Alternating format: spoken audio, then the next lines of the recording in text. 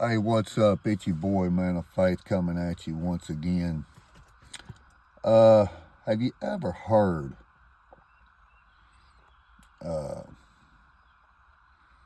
the expression,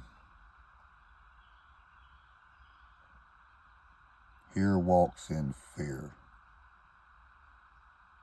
or here comes the devil, especially when you're doing something for God?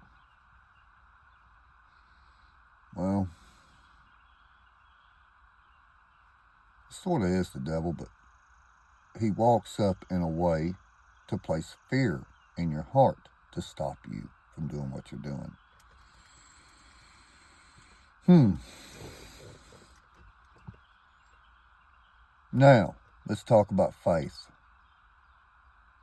If faith is the substance of things hoped for, is the evidence of things yet to come. When you believe, faith is believing in the things hoped for, is actually a substance. And then it is also the evidence, because you believe in what you're hoping for and what God has placed in your heart, what you're hoping for, right? And then becomes the evidence of things yet to come, the things you're hoping for that God's placed in your life. So if that be faith, then what is fear? Fear is a substance too, did you not know? Fear is as real as faith. It is the exact opposite. And fear is used, okay? That is one of the devil's main weapons, fear. Fear, okay? Fear is the substance that stops all things hoped for. And fear is the evidence of what it has stopped.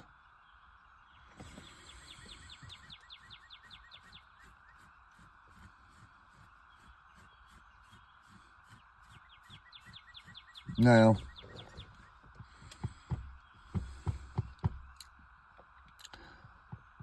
have you ever been in a crowd and it seems like, man, you're worshiping God, and all of a sudden there's a big old distraction? Or if you're talking to someone about Jesus, and all of a sudden somebody walks up. Do they understand what they're doing? They don't understand what they're doing. I've done it. Walked upon people talking about Jesus, and I see that person's face drop. I'm sorry. That person's face dropped because fear entered their heart. They accepted fear. Does that mean they don't have faith? No, it don't mean they don't have faith. It just means they need to work their faith a little stronger. What does this mean? It means if there's a distraction, or if someone walks up on you like that, get louder. You can't let a distraction stop the word of the Lord. Okay? It's just like if you're sitting in church, all right? And there's kids all around screaming and crying and throwing fits, or there's people getting up, walking to the bathroom. The preacher, he has to stay focused.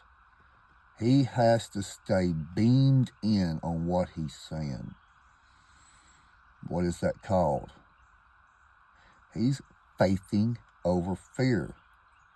There's always going to be a distraction, okay? All right, there's always going to be a distraction. That distractive energy is always going to surround everyone, okay? How do we deal with it? Well, you have to learn to go through the distraction, or change your setting. Take them away. Talk to them alone. Or if you're an intuitive person and you feel like you need to just keep talking about it regardless if they're there or not, you know what? By all means, go ahead and do that. Why? Because maybe God needs to tell them something too. See, it's not up to us to decide to just stop talking about it. Just stop. You can't just stop talking about Jesus to whoever you're talking to.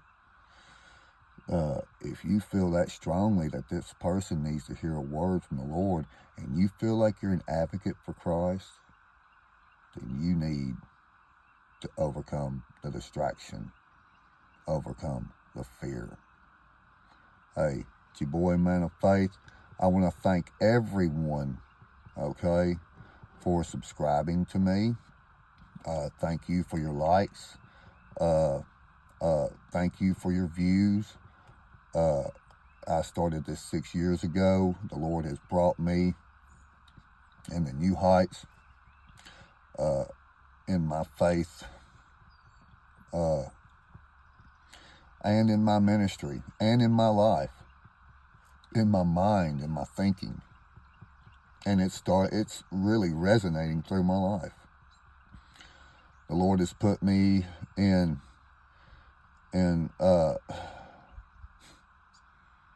places so I can learn. And I thank Him for that.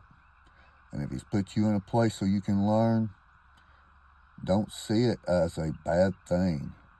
Learn something from it. See God's hand in it. He's behind the scenes. He really is. Thank you, for everything. If you're new, don't forget,